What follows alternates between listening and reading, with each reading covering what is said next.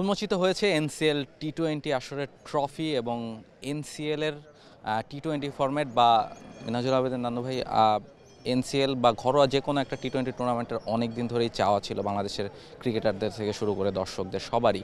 অবশেষে একটা টি-20 টুর্নামেন্ট হচ্ছে, ঘরোয়া টি-20 টুর্নামেন্ট। এটা আসলে কতটুকু আশা দেখাচ্ছে বা কতটুকু সাফল্যের মুখ দেখবে বলে মনে করছেন? অবশ্যই এটা একটা অনেক আশা নিয়ে আমরা এটা শুরু করছি, কারণ অনেক বছর ধরে কিন্তু আমরা এটা ট্রাই করছিলাম, ক্যালেন্ডারের গ্যাপটা পাচ্ছিলাম যে কোন জায়গায় এই টুর্নামেন্টটা করা যায়। এটা লোকাল প্লেয়ারদের জন্য একটা বিরাট প্ল্যাটফর্ম এবং এখানে প্লেয়াররা যথেষ্ট অপরচুনিটি পাবে, কারণ ফ্র্যাঞ্চাইজি লিগে বিপিএলে যে জিনিসটা হয় এটা ফরেন প্লেয়াররা থাকে, অনেক ইম্পর্টেন্ট জায়গায় কিন্তু ফরেন প্লেয়াররা ডোমিনেট করে। তো সেই হিসাবে এখানে লোকাল প্লেয়ারদের জন্য একটা বিরাট অপরচুনিটি আসবে এবং আশা করছি এই টুর্নামেন্ট ধারাবাহিকভাবে আমাদের যে টি-20 ফর্মেটে আমরা পিছিয়ে আছি, এখানে কিছু খেলোয়াড়কে আমরা হয়তো পাবো এবং তাদেরকে নার্সিং করে জাতীয় দলের জন্য তৈরি করা হবে। বসুন্ধরা টিস্যুতে ছাড়ের ছড়াছড়ি। বসুন্ধরা টিস্যু নিয়ে এলো নিশ্চিত ছাড়। আপনি যেটা বলছিলেন যে বিপিএল এই ইম্পর্টেন্ট জায়গায় ফরেনাররা থাকে, সেটাতে যেহেতু এই জায়গায় ঘরোয়া ক্রিকেটাররাই খেলবেন, ফলে তারা যখন এই টুর্নামেন্টটার পরে বিপিএল খেলবেন তাদেরকে এটা অনেক বেশি হেল্প করবে কিনা? অবশ্যই যে কোনো জায়গায় কিন্তু পারফর্মার যদি আপনার আরেকটা টুর্নামেন্টে যায় ব্যাক টু ব্যাক, এটা যথেষ্ট উপকৃত হয় প্লেয়াররা এবং পারফরমেন্সটা কিন্তু অনেক ভ্যারি করে। তো সেই হিসাবে আমি মনে করি প্লেয়ারদের জন্য বিরাট সুযোগ এটা। এই প্ল্যাটফর্মে যদি আমরা নাম্বার অফ কিছু প্লেয়ার যদি সংখ্যা বাড়াতে পারি এবং ওই জায়গায় এদেরকে যদি ভালো মতো নার্সিং করা যায় ট্যালেন্টগুলিকে, ইনশাআল্লাহ টি-20তে আরও কিছু ভালো খেলোয়াড় পাবো আশা করছি।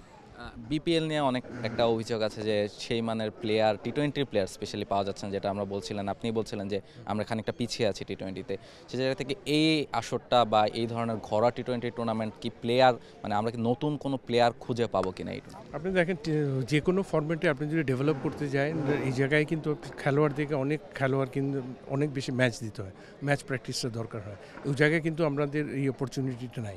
আমাদের টপ লেভেলের ক্রিকেটাররাও দেখেন এক বিপিএল ছাড়া টি-20 খেলার সুযোগ পায় না। ফ্র্যাঞ্চাইজি লিগে পৃথিবীতে যে সমস্ত খেলায় আমাদের খেলোয়াড় খুব কম সংখ্যক খেলোয়াড় কিন্তু খেলে।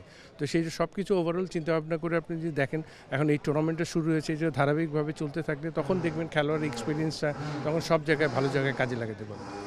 লাস্টটা কোশ্চেন, যে এই এনসিএল টি-20 টুর্নামেন্টটা যেহেতু লাইভ টিভিতেও দেখা যাবে টি স্পোর্টসের, ফলে এইটা একটা মানে টিভিতে যখন এই ঘরোয়া টুর্নামেন্টগুলো দেখা যায়, সেটা ক্রিকেটারদের জন্য বা দর্শকদের জন্য ক্রিকেটের মানটা বাড়াতে সহায়ক। অবশ্যই অ্যাট্রাকশন বাড়বে এবং অনেক কিছু ইয়াংস্টার যারা আছে, যারা অপরচুনিটি পাবে না, এজ গ্রুপের খেলোয়াড় আছে, এদের কাছ থেকে কিন্তু অনেক কিছু ওরা শিখতে পারবে এই জিনিসটা সামনে এগিয়ে যাওয়ার জন্যে। তো ওটার অ্যাট্রাকশনটা ইজ ভেরি ভেরি ইম্পর্টেন্ট। তখন কিন্তু আপনি দেখবেন যে এটার প্রতি আকর্ষণ আরও বাড়বে, আরও খেলার মানটাও তখন বাড়বে। Thank you so much. Thank you. Thank you.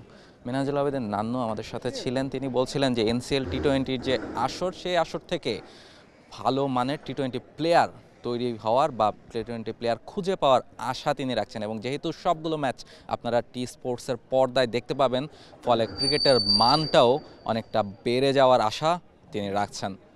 For more updates, subscribe to our YouTube channel and click on the bell icon. Follow us on Facebook and Instagram. Download T-Sports app to enjoy exciting games and highlights. Visit tsports.com.